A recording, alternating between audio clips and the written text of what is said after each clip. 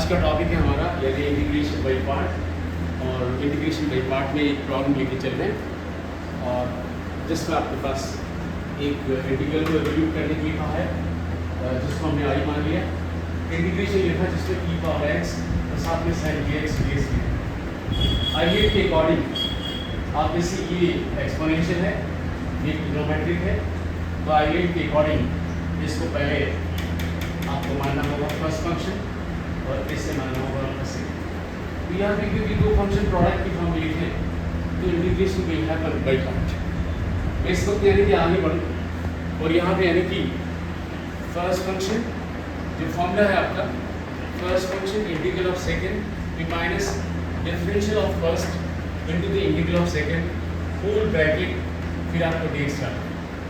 तो ये integration by part का फॉर्मूला है। First function integral of second minus differential of first into the integral of second whole bracket dx और finally फिर इसका एक और इंटीग्रल। यहाँ पे e पावर x का इंटीग्रल e पावर x नीचे आपने a लगा लिया माइनस लिखा sin dx का इंटीग्रल cos dx dx का b लगा लिया e पावर x का integral e power x integral जो यहाँ आता है वही इंटीग्रल यहाँ लिखा। आगे चलिए इसमें से वैल्यूज को बाहर लिया कांस्टेंट वैल्यू को गिविंग आउटसाइड और इसे यहाँ पर सिस्टमेटिक लिखा।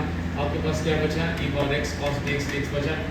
आगे चल के वापस दोबारा चलिए इससे फर्स्ट फंक्शन और इससे सेकंड ये ट्रिग्नोमेट्रिक है और ये आपका पास क्या है ये आपका दैट इज एक्सपोनेंशियल है।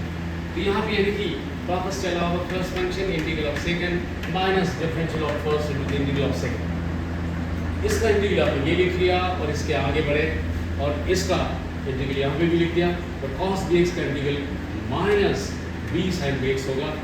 आगे चले बाकी चलिए इसमें से ये होल ब्रैकेट है इसके साथ साथ माइनस b नीचे आपके पास a है और इसके साथ बाहर भी यानी कि माइनस b गई है ये माइनस एक माइनस ये है b आपको माइनस रहेगा।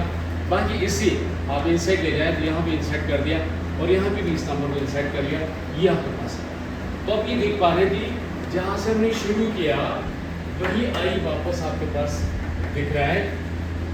तो आप इसे आई लिख सकते हैं। तो आप यहाँ चुपचाप यानी कि यहाँ पे आई मार्क कर दें। ये भी आपका आई है ये भी आपका आई है। आप इसे यहाँ से ट्रांसफर करके इधर ले आए और आई कॉमन ले लीजिए और बाकी ये जो बचा है इसका एल्सियम लेके आप ऐसा लिख लें। इसको थोड़ा सा लिखें एल्सियम लेके ऐसा लिया इस पर से इसका ड्रॉप आउट हो जाएगा। मुझे आई फाइंड करना है ये आप यहाँ बॉटम में लिख दें। तो यानी कि आपके पास क्या आ गया e power x sin dx dx का इंटीग्रल का फॉर्मूला आपके पास क्या आ गया e power x a square b square a sin dx minus b cos dx plus c। ये हमेशा आपको याद रखना है e power ax sin dx का फॉर्मूला है। a और b की जगह कोई भी न्यूमेरिकल वैल्यू हो सकती है कोई भी। माने कि एग्जामिनर ने यहाँ पे 2 लिख दिया और यहाँ पे 3 तो आपको यहाँ पे 2 का स्क्वायर यहाँ पे 3 का स्क्वायर और वैसे A and B they may be any numerical value। आपको समझ में आ गया। Stop it.